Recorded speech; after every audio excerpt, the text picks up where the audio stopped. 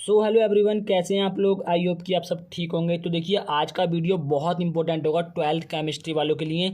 2023 में आने वाले प्रश्नों के बारे में डिस्कस करेंगे आज के इस वीडियो में। अब की बार 90 पार, 90 क्या 95 पार करेंगे इस बार, ठीक है। बस आपको क्या करना है, जो क्वेश्चन मैं आपको अब प्रोवाइड करा रहा हूँ उनको बहुत अच्छे से करते रहना है, कोई भी क्वेश्चन छोड़ना नहीं है, ठीक है। आज का वीडियो बहुत इंपॉर्टेंट है। और हाँ, जो आपने प्रीवियस वीडियो अभी तक नहीं देखे सभी सब्जेक्ट के, तो उसका लिंक आपको डिस्क्रिप्शन बॉक्स में दिया हुआ है। टेलीग्राम का लिंक भी है, इंस्टाग्राम का लिंक भी है, फॉलो कर लीजिए जाके। कोई भी क्वेश्चन आप वहाँ से हमसे कर सकते हो, डायरेक्टली कॉन्टैक्ट भी कर सकते हो, ठीक है। अब देखिए, यहाँ पे जो पहला क्वेश्चन है वो है आदर्श विलयन तथा अनादर्श विलयन को समझाइए। अब देखिए, आदर्श विलयन और अनादर्श विलयन समझने के लिए आपको पहले राउल्ट का नियम समझना पड़ेगा। राउल्ट का नियम अगर आपने समझ लिया तो ये दोनों चीज़ें जो है हलवा है बिल्कुल, ठीक है। कुछ भी नहीं है, बस रखा हुआ है, खा लो, ठीक है।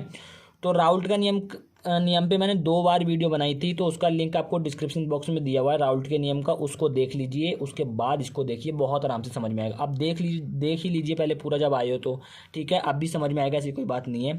तो पहला अपने पास आदर्श विलयन। आदर्श विलयन क्या होता है कि ऐसे विलयन जो सभी सांद्रताओं पर राउल्ट के नियम का पालन करते हैं आदर्श विलयन कहलाते हैं। यानी कि क्या कहना चाह रहा है कि जितनी भी सांद्रताएं होंगी, चाहे कोई भी कंडीशन हो, अगर सभी कंडीशंस में अगर वो विलयन राउल्ट के नियम को फॉलो करेगा, राउल्ट के नियम को फॉलो करता है, तो वो विलयन क्या होता है, आदर्श विलयन होता है, आदर्श सॉल्यूशन होता है, ठीक है। यानी कि ऐसे विलयन जो सभी सांद्रताओं पर राउल्ट के नियम का पालन करते हैं आदर्श विलयन कहलाते हैं। समझ में आ गया।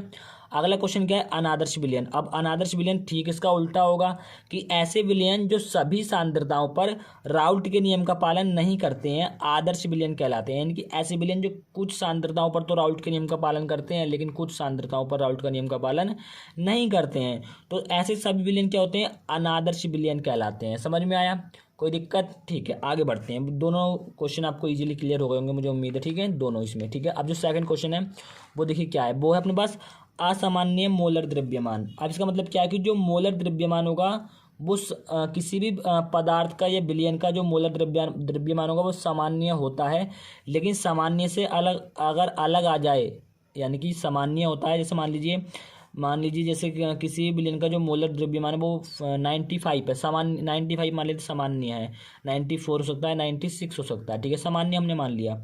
अगर मान लीजिए किसी भी विलयन का मोलर द्रव्यमान 50 आ जाए, मान लीजिए, ठीक है, 50 आ जाए, तो वो तो जो सामान्य नहीं है ना, वो तो असामान्य हो गया। भाई सामान्य कहाँ से आएगा, 95 था, ठीक है। तो वही चीज़ यहाँ पे बहुत आराम से समझ में आएगा। देखिए, जब कोई पदार्थ विलयन में संगुणित या वियोजित होता है, संगुणित का मतलब होता है घुलना और वियोजित का मतलब होता है टूटना, ठीक है। तो जब कोई पदार्थ विलयन में संगुणित या वियोजित होता है तो उसका प्रेक्षित मोलर द्रव्यमान, प्रेक्षित मोलर द्रव्यमान क्या होता है कि पदार्थ के घुलने के बाद या वियोजित होने के बाद जो विलयन का मोलर द्रव्यमान होता है उसे ही बोलते हैं प्रेक्षित मोलर द्रव्यमान। तो जो प्रेक्षित मोलर द्रव्यमान होता है वो सामान्य से क्रम से कम होगा या ज़्यादा आता है, तो इसे ही हम असामान्य मोलर द्रव्यमान कहते हैं। यानी कि क्या कह रहा है भाई, अपने पास मान लेते हैं ये कोई, ठीक है, इसमें कोई अपने पास विलयन है, ठीक है। तो हमने इस विलयन में कोई पदार्थ डाल दिया, ठीक है, पदार्थ, ठीक है। तो ये पदार्थ क्या करेगा, या तो ये पदार्थ इस विलयन में घुल जाएगा, क्या हो जाएगा, घुल जाएगा। घुल का मतलब संगुणित, संगुणित होगा। यहाँ पे देखिए संगुणित, संगुणित का मतलब होता है घुलना, यानी या तो ये पदार्थ इसमें संगुणित हो जाएगा या फिर इसमें ये वियोजित हो जाएगा। वियोजित का मतलब क्या होता है, टूट जाएगा, कई भागों में, कई पार्ट्स में टूट जाएगा। दो चीज़ें होंगी। तो अगर देखिए जब भी ये पदार्थ इसमें संगुणित होगा या वियोजित होगा, तो जो विलयन का या पदार्थ का या विलयन का जो नया मोलर द्रव्यमान होगा उसे प्रेक्षित मोलर द्रव्यमान कहते हैं। और ये प्रेक्षित मोलर द्रव्यमान सामान्य से, जो सामान्य होता है मोलर द्रव्यमान, उससे कम या ज़्यादा होता है, तो उसे ही हम असामान्य मोलर द्रव्यमान कहेंगे। क्योंकि सामान्य मोलर द्रव्यमान कुछ ना कुछ होगा, लेकिन अगर उससे कम या उससे ज़्यादा आ जाए तो वो असामान्य हो जाएगा ना, तो असामान्य मोलर द्रव्यमान कहते हैं। इसका मतलब जब कोई पदार्थ विलयन में संगुणित या वियोजित होता है तो उसका प्रेक्षित मोलर द्रव्यमान सामान्य से क्रम से कम या ज़्यादा आता है, जिसे हम असामान्य मोलर द्रव्यमान कहते हैं। समझ में आया, बिल्कुल समझ में आया, कोई दिक्कत वाली बात नहीं है। आगे देखते हैं। अपना जो आगे है वो मोललता किसे कहते हैं। बहुत इंपॉर्टेंट क्वेश्चन है, ये भी बहुत इंपॉर्टेंट था, सामान्य वाला भी और ये भी बहुत इंपॉर्टेंट है। ये क्या है किसी बिलियन के 1 किलोग्राम विलायक में। अब देखिए ये जो 1 किलोग्राम विलायक बोल रहा है, यहाँ पे 1000 ग्राम विलायक भी हो सकता है, क्योंकि 1 किलोग्राम में 1000 ग्राम होते हैं, तो ग्राम में भी दे सकता है, कोई दिक्कत वाली बात नहीं है। तो किसी बिलियन के 1 किलोग्राम विलायक में उपस्थित विलय पदार्थ के मोलों की संख्या को बिलियन की मोलरता कहते हैं। इसे हम स्मॉल एम से प्रदर्शित करते हैं। अब आपको ध्यान होगा, जब मैंने आपको चैप्टर नंबर 2 बिलियन वाला जो बिल्कुल जीरो से स्टार्ट किया था, मैंने आपको बताया था कि जो बिलियन होता है वो अपना 3 चीज़ों से मिलकर बनता है, ठीक है। विलायक और जो पानी उनी होगा वो बिलियन होता है, ठीक है। उनको घोल उल के जो सारा बनेगा वो क्या बनेगा, वो बिलियन होगा, ठीक है, ठीक है। तो आप देखिए विलायक क्या होता है जिसमें घोलते हैं, और विलय क्या होता है जो घुलता है। विलायक जिसमें घोलते हैं और विलय जो होता है वो घुलता है, ठीक है। तो इनको घुलने के बाद मतलब कि अब मान लिया हमने पानी लिया, ठीक है, पानी, और हमने चीनी ले लिया, ठीक है, क्या ले लिया, चीनी। तो जो पानी होगा वो होगा विलायक, और जो आपकी चीनी होगी वो होगी विलय, क्योंकि पानी में चीनी घुल रही है। तो इनको जो मिलाने के बाद बनेगा वो क्या बनेगा, वो बनेगा बिलियन, ठीक है। क्या बनेगा, बिलियन बनेगा, क्या बनेगा, बिलियन, ठीक है। तो हमने क्या देखा कि बिलियन में आपकी 2 चीज़ें होंगी, एक विलय और एक विलायक, ठीक है। विलायक क्या होगा, जिसमें घोला जाएगा, और विलय क्या होगा, जो घुलेगा। अब यहाँ पे क्या रहेगा कि किसी बिलियन के 1 किलोग्राम विलायक में उपस्थित विलय पदार्थ के मोलों की संख्या को बिलियन की मोललता कहते हैं। यानी कि जो आपका बिलियन बनेगा टोटल, इन्हें घोलने के बाद जो बिलियन बनेगा आपका, उसमें जो विलय पदार्थ होगा, यानी कि जो आपकी चीनी होगी इसी विलय पदार्थ होगी, तो इसमें जितनी यूनिट चीनी होगी, यानी जितनी चीनी होगी उसी को हम मोललता कहते हैं। इसी के मोलों की संख्या को हम मोललता कहेंगे, ठीक है।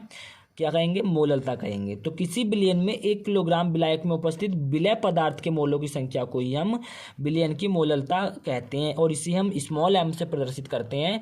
इसका जो फॉर्मूला होता है वो होता है मोललता स्मॉल एम इजिकल टू विलय के मोलों की संख्या अपॉन विलायक का भार केजी में, यानी कि किलोग्राम में। यहाँ से आप एक और परिभाषा बना सकते हो कि विलय पदार्थ के मोलों की संख्या तथा विलायक के भार के अनुपात को हम मोललता कहते हैं। एक परिभाषा यहाँ से बना सकते हो, फॉर्मूले से बहुत आराम से बन जाएगी, ठीक है।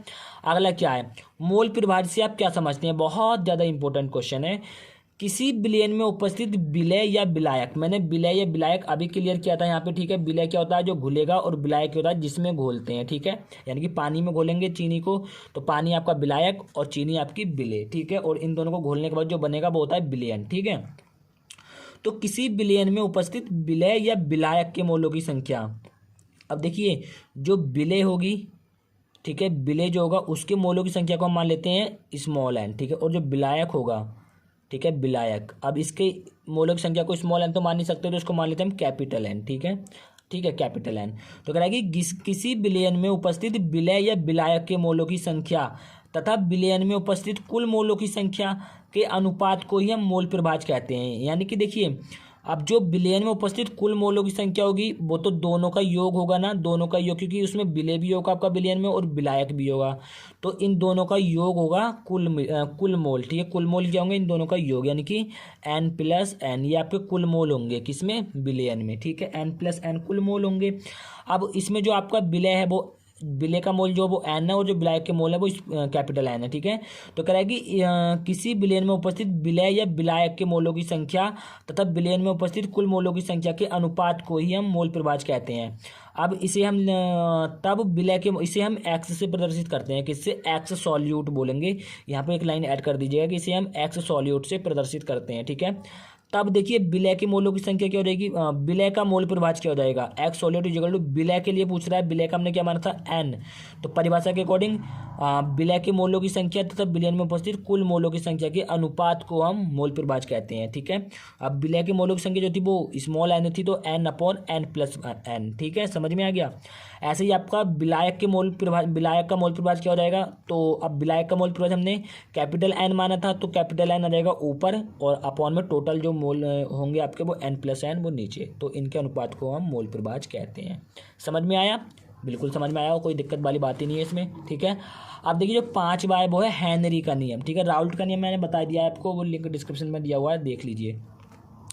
इस नियम के अनुसार किसी गैस का आंशिक दाब, ठीक है, किसी गैस का आंशिक दाब को पीछे दिखाते हैं, विलयन में गैस के मोल प्रभाज के समानुपाती होता है, ठीक है। यानी कि क्या करा है कि इस नियम के अनुसार किसी गैस का आंशिक दाब जो पी है आपका, वो विलयन में गैस के मोल प्रभाज, यानी कि मोल प्रभाज क्या होता है, एक्स, मोल प्रभाज एक्स है, लेकिन यहाँ पे गैस के लिए बोला है तो जो आएगा वो गैस आएगा, ठीक है। गैस के लिए बोला ना, बिलियन में गैस के मोल प्रभाज के समानुपाती होता है, ठीक है। समानुपाती का चिन्ह ये होता है आपका, ठीक है।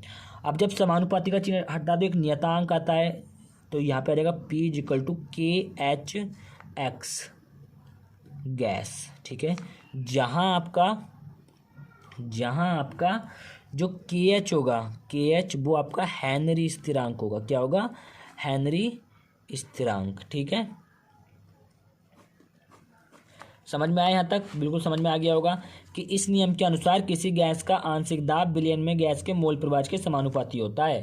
तो P समानुपाती एक्स गैस, P समानुपाती का चिन्ह तो एक नियतांक आता है जिसे KH बोलते हैं, तो P equal to KH gas X gas, जहाँ KH इक्वल टू हेनरी स्थिरांक, ठीक है।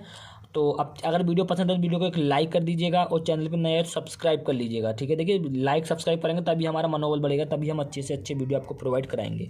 तो प्लीज़ देखिए, लिखने में बहुत मेहनत लगती है, तो प्लीज़ ज़्यादा से ज़्यादा शेयर कीजिए, ज़्यादा से ज़्यादा लाइक कीजिए, और हम मिलेंगे। और हाँ, लिंक डिस्क्रिप्शन बॉक्स में दिया हुआ है, सभी चीज़ों का जाकर देख लीजिए, ठीक है। सभी सब्जेक्ट का टेलीग्राम, इंस्टाग्राम, सबका लिंक डिस्क्रिप्शन में है। तो हम मिलेंगे किसी नेक्स्ट वीडियो में, तब तक के लिए जय हिंद, वंदे मातरम, भारत माता की जय।